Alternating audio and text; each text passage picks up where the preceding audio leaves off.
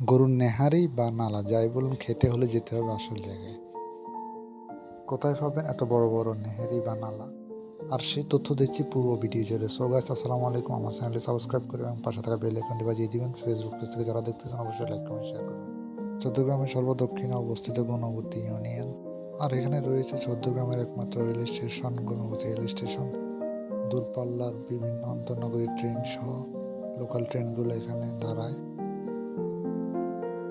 আর স্টেশনের পাশেই রয়েছে গুণবতী বাজার, চৌদ্দগ্রামের দ্বিতীয় বা তৃতীয় বাজার হিসেবে পরিচিতি। গুণবতী বাজার এক বিশাল বাজার। রেল স্টেশন থাকায় এই বাজারটি আরও ব্যাপকভাবে পরিচিতি লাভ করেছে। আর এই বাজারে রয়েছে বিখ্যাত কয়েকটি হোটেল, তার মধ্যে সবচেয়ে বিখ্যাত হোটেল চৌদ্দগ্রামের হাঁসো হোটেল। এছাড়া রয়েছে কাচ্চি, ভাই সহ আর নানান হোটেল। গরুর নেহারি, নালা বা নলা যাই বলুন, এটার জন্য বিখ্যাত হচ্ছে এই গুণবতী বাজার হাঁসো হোটেলে। আর এই বিখ্যাত হাঁসো হোটেলে আসতে হলে আপনাকে সর্বপ্রথম পদুয়া রাস্তার মাথায় সিএনজি করে আসতে হবে। ভাড়া সর্বোচ্চ জনপ্রতি 20 টাকা। তারপর সিএনজি থেকে নেমে একটু হেঁটে যেতে হবে গুণবতী জামে মসজিদ বা বড় মসজিদ। বড় মসজিদের পাশ দিয়ে অলিগলির ভিতর দিয়ে পেয়ে যাবেন সেই কাঙ্ক্ষিত হাঁসো হোটেল।